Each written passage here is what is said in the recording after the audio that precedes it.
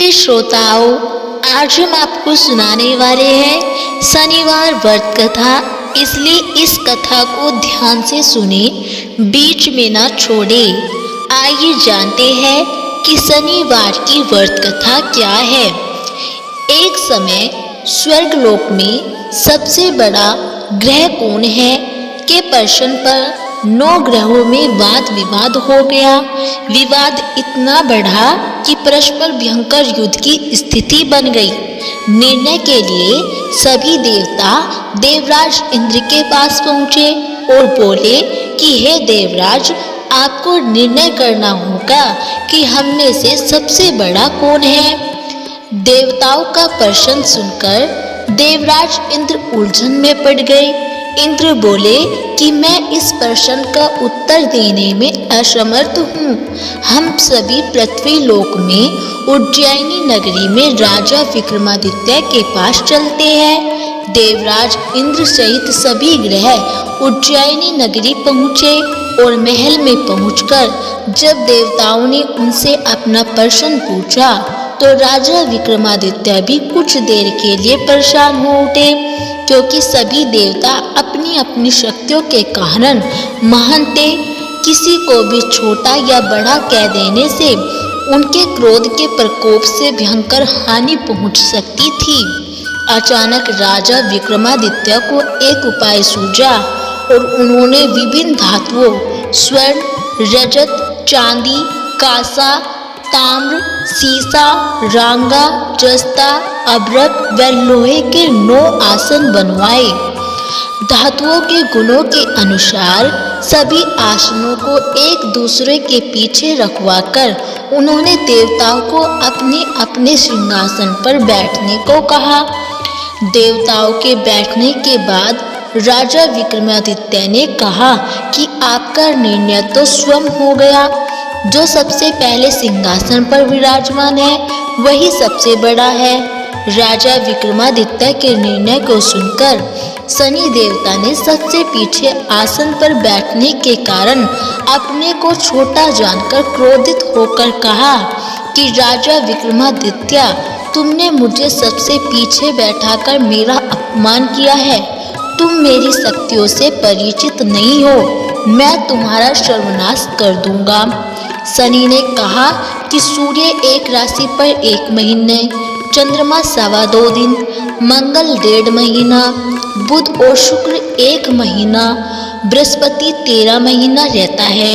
लेकिन मैं किसी राशि पर 7.5 वर्ष तक रहता हूँ। बड़े बड़े देवताओं को मैंने अपने प्रकोप से पीड़ित किया है। राम को 7.5 के कारण ही वन में जाकर रहना पड़ा और रावण को 7.5 के कारण ही युद्ध में मृत्यु का शिकार बनना पड़ा। राजा, अब तू भी मेरे प्रकोप से नहीं बच सकेगा। इसके बाद अन्य ग्रहों के देवता तो प्रश्न के साथ चले गए, परंतु शनिदेव बड़े क्रोध के साथ वहां से विदा हुए और राजा विक्रमादित्य पहले की तरह ही न्याय करते रहे। उनके राज्य में सभी स्त्री पुरुष बहुत आनंद से जीवन यापन कर रहे थे। कुछ दिन ऐसे ही बीत गए। उधर शनि देवता अपने अपमान को भूले नहीं थे और विक्रमादित्य से बदला लेने के लिए एक दिन शनिदेव ने घोड़े के व्यापारी का रूप धारण किया और बहुत से घोड़ों के साथ उज्जैनी नगरी पहुँचे। राजा विक्रमादित्य ने राज्य में किसी घोड़े के व्यापारी के आने का समाचार सुना तो अपने अश्वपाल को कुछ घोड़े खरीदने के लिए भेजा। घोड़े बहुत कीमती थे। अश्वपाल ने जब वापस लौटकर इस संबंध में बताया तो राजा विक्रमादित्य ने स्वयं आकर एक सुंदर व शक्तिशाली घोड़े को पसंद किया। घोड़े की चाल देखने के लिए राजा उस घोड़े पर सवार हुए तो वह घोड़ा बिजली की गति से दौड़ पड़ा। तेजी से दौड़ता घोड़ा राजा को दूर एक जंगल में ले गया और फिर राजा को वहां गिराकर जंगल में कहीं गायब हो गया। राजा अपने नगर को लौटने के लिए जंगल में भटकने लगा, लेकिन उन्हें लौटने का कोई रास्ता ही नहीं मिला। राजा को भूख प्यास लगाई बहुत घूमने पर उसे एक चरवाहा मिला। राजा ने उससे पानी मांगा। पानी पीकर राजा ने उस चरवाहे को अपनी अंगूठी दे दी और फिर उससे रास्ता पूछकर वह जंगल से निकलकर पास के नगर में पहुँचे। राजा ने एक सेठ की दुकान पर बैठकर कुछ देर आराम किया और उस सेठ ने राजा से बातचीत की तो राजा ने उसे बताया कि मैं उज्जैनी नगरी से आया हूँ। राजा के कुछ देर दुकान पर बैठने से सेठ जी की बहुत बिक्री हुई। सेठ ने राजा को बहुत भाग्यवान समझा और खुश होकर उसे अपने घर भोजन के लिए ले गया। सेठ के घर में सोने का एक हार खूंटी पर लटका हुआ था। राजा को उस कमरे में छोड़कर सेठ कुछ देर के लिए बाहर गया। तभी एक आश्चर्यजनक घटना घटी। राजा के देखते देखते सोने के उस हार को खूंटी निगल गई। सेठ ने कमरे में लौटकर हार को गायब देखा तो चोरी का संदेह राजा पर ही किया गया, क्योंकि उस कमरे में राजा ही अकेला बैठा था। सेठ ने अपने नौकरों से कहा कि इस परदेसी को रस्सियों से बांधकर नगर के राजा के पास ले चलो। राजा ने विक्रमादित्य से हार के बारे में पूछा तो उसने बताया कि उसके देखते ही देखते खूंटी ने हार को निगल लिया था।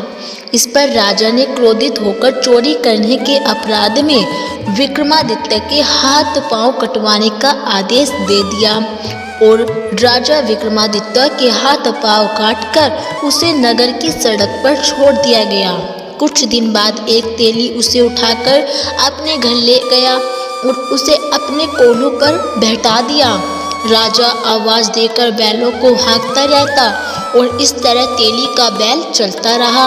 राजा को भोजन मिलता रहा। शनि के प्रकोप की 7.5 पूरी होने पर वर्षा ऋतु प्रारंभ हुई। राजा विक्रमादित्य एक रात मेघ मल्हार गा रहे थे कि तभी नगर के राजा की लड़की राजकुमारी मोहिनी रथ पर सवार उस तेली के घर के पास से गुजरी। उसने मेघ मल्हार सुना तो उसे बहुत अच्छा लगा और दासी को भेजकर गाने वाले को बुला लाने को कहा। दासी ने लौटकर राजकुमारी को अपंग राजा के बारे में सब कुछ बता दिया। राजकुमारी उसके मेघ मल्हार से बहुत मोहित हुई, अतः उसने सब कुछ जानकर भी अपंग राजा से विवाह करने का निश्चय कर लिया। राजकुमारी ने अपने माता पिता से जब यह बात कही तो वे हैरान रह गए। रानी ने मोहिनी को समझा, बेटी तेरे भाग्य में तो किसी राजा की रानी होना लिखा है, फिर तू उस अपंग से विवाह करके अपने पाँव पर कुल्हाड़ी क्यों मार रही है। राजकुमारी ने अपनी जिद नहीं छोड़ी और अपनी जिद पूरी करने के लिए उसने भोजन करना छोड़ दिया और प्राण त्याग देने का निश्चय कर लिया। आखिर राजा रानी को विवश होकर अपंग विक्रमादित्य से राजकुमारी का विवाह करना पड़ा। विवाह के बाद राजा विक्रमादित्य और राजकुमारी तेली के घर में रहने लगे और उसी रात स्वप्न में शनिदेव ने राजा से कहा कि राजा, तुमने मेरा प्रकोप देख लिया, मैंने तुम्हें अपने अपमान का दंड दे दिया है। राजा ने शनिदेव को क्षमा करने को कहा और प्रार्थना की कि हे शनिदेव, आपने जितना दुख मुझे दिया है अन्य किसी को न देना। शनिदेव ने कुछ सोचकर कहा कि राजा, मैं तुम्हारी प्रार्थना स्वीकार करता हूँ। जो कोई स्त्री पुरुष मेरी पूजा करेगा, शनिवार को व्रत करके मेरी व्रत कथा सुनेगा, उस पर मेरी अनुकंपा बनी रहेगी। प्रातःकाल राजा विक्रमादित्य की नींद खुली तो अपने हाथ पांव देखकर राजा को बहुत खुशी हुई और उसने मन ही मन शनिदेव को प्रणाम किया और राजकुमारी भी राजा के हाथ पांव सही सलामत देखकर आश्चर्य में डूब गई। तब राजा विक्रमादित्य ने अपना परिचय देते हुए शनिदेव के प्रकोप की सारी कहानी सुनाई। सेठ को जब इस बात का पता चला तो दौड़ता हुआ तेली के घर पहुंचा और राजा के चरणों में गिरकर क्षमा मांगने लगा और राजा ने उसे क्षमा कर दिया, क्योंकि यह सब तो शनिदेव के प्रकोप के कारण ही हुआ था। सेठ राजा को अपने घर ले गया और उसे भोजन कराया और भोजन करते समय वहाँ एक आश्चर्यजनक घटना घटी। सबके देखते देखते उस खूंटी ने हार उगल दिया और सेठ जी ने अपनी बेटी का विवाह भी राजा के साथ करा दिया और बहुत से स्वर्ण आभूषण धन आदि देकर राजा को विदा किया।